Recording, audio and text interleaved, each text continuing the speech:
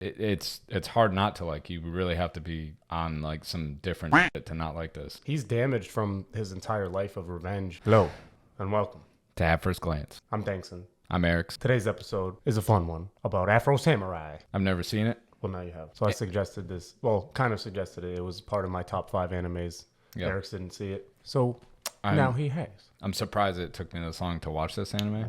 So let's jump right into it, Eric. We'll have you start since I've already seen it.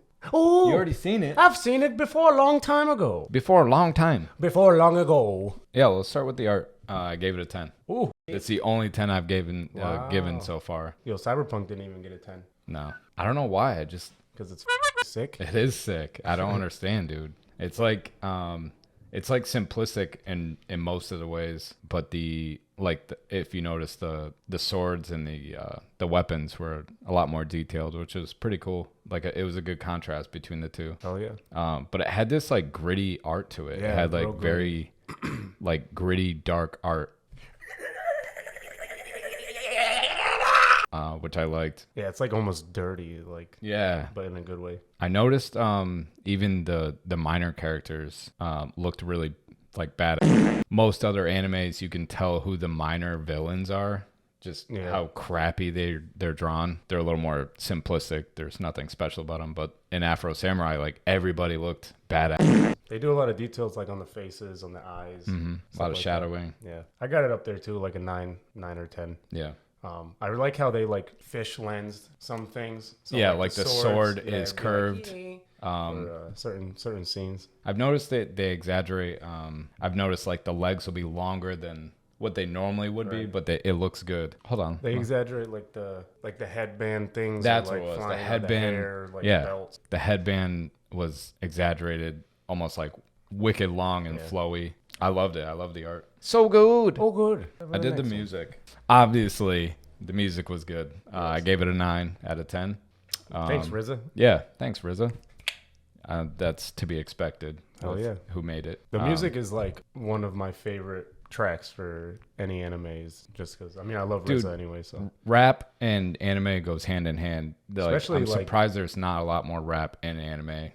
yeah, especially like older style of rapping Yeah, and like yeah. that sort of hip hop works really well. I mean, the Wu-Tang and RZA, they're all into like kung fu. I was wondering if we should review like kung fu movies. It's in the same Yeah, genre. it's basically like live action anime in a sense. I don't think it's reaching too far. No, we could do some cool kung fu movies. We could do whatever we want. Yeah, we're grown-ups. Yeah, RZA did a great job. Of course. I've listened to the soundtrack to that anime since I was like 16 or 17. I still listen to some songs from it. So now to the voices. Voice acting, I gave a 9. You got Samuel L. Jackson. You had a lot of actually famous actors were in this too. I took notes. Yuri Lowenthal.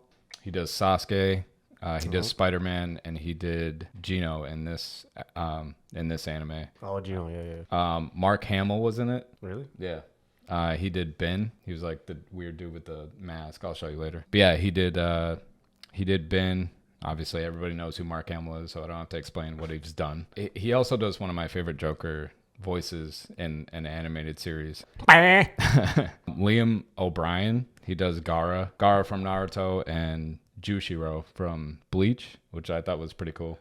Meaty clackers. My clunkers. Yo, these guys get around, dude. Dude, I didn't realize how much was actually put into this. Yeah, it's not like a half. I mean, it's a short series. It's only 5 episodes. Yeah. And then there's a movie. So there's more I wanted to mention. Oh, sorry. And then Ron Perlman. Oh, I didn't know he was in there. Yeah. He Fucking does Hellboy? he does Justice, which was the dude who killed Afro Samurai's dad. Okay. I didn't the catch it number at one. first, but then I started like scrolling Oh, through. yeah, dude. Now that you mention it, his little... Yeah. Wicked cool. So the voice acting obviously was amazing. So I gave it a 9. What'd you get? Basically, like maxed out my Max my out, score. baby. It's on my top 5 favorites. I understand why it's on your top 5 now. The story, I gave it an 8. Not a bad thing. 8's pretty good in my book. Hell yeah. So you got the opening scene hit hard. You got Afro Samurai's dad. He got killed. It just gets crazy from there. So one thing I didn't really realize, like obviously Ninja was in his head the entire time. It was like his imaginary friend. Yeah, the voice, Samuel. Yeah, that's another Samuel L. Jackson, which was a great contrast because Afro was super calm, didn't really speak too much, and he was almost like reserved, while his Ninja was just like this wild, crazy his older dude.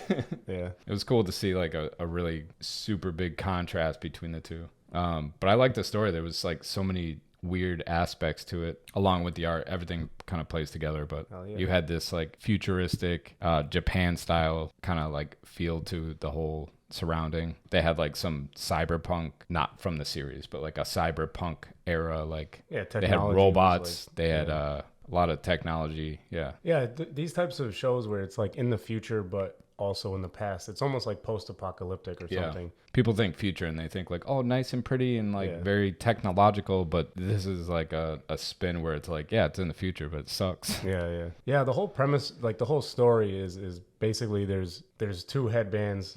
The number one is like a god in this world. They you can't really fuck with them, and the only person that can challenge the number one is the number two. And everybody can challenge number two. Right. So Afro, his father was the number one in the beginning. He got challenged by the number two, got murdered. The number one then tells Afro as a kid, come and find me when you're ready, basically. So the whole story is Afro having the number two, trying to get revenge for his father. And so it's like a life of just murder and violence for him.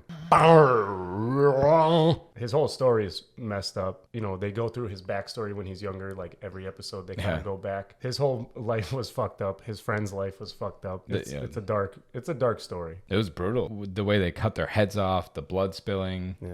Even as a kid, he was like, he was getting messed up. Yeah, he was getting thrown into spikes, kicked the shit out of. It was good. Do you want to like recap like what happened afterwards, or like no, the we story? don't have to spoil like crazy stuff. Yeah, it showed, you know, there's a lot of twists. You have Afro having to look for the guy that killed his father, but then he's also dealing with things from his past, so he ends up having to fight, you know, basically like one of the only friends he's ever had because of his choice to go for revenge rather than like, there's a lot of twists to it. He has, not a lot, but he has to basically fight his friends. Yeah.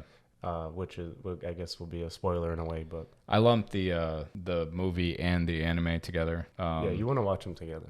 So I did notice, like, I'm not gonna spoil too much, but he got the number one back way at the end of the movie. I noticed they kept kind of mentioning it, instead of trying to change the world, he just decided to keep going with the tradition with the little kid that unfortunately he killed his dad too, and he did the same thing to the kid that happened to him, where he said, come and find me when you're ready. Yeah, so he continued it's kind of the curse. Yeah, it's a cool choice to kind of go after that aspect where he would continue doing that instead of breaking the chain. Well, he's also suffered this whole time, so he's not. It would be, I think, a little uncharacteristic to get the number one and then change the world in a good way. You know, he's damaged from his entire life of revenge. Well, that's why he has. I think. Well, that's my perspective, but I think that's why he has ninja.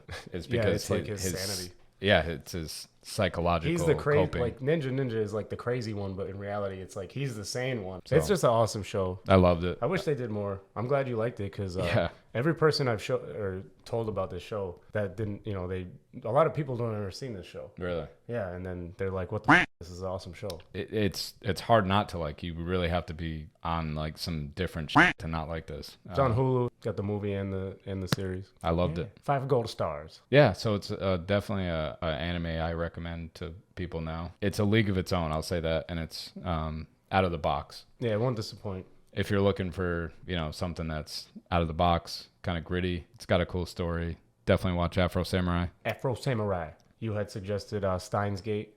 Yeah. I'm in the process of watching that. We'll have a review on that one. It's a little longer than 5 episodes. We'll do a review on Steins Gate after that. Stay tuned. Don't forget to like, subscribe, ring that notification bell, and comment. Yeah, baby.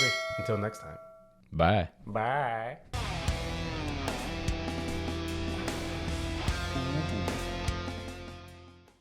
YouTube. You can show nipples if it's from a guy. Put that thing away.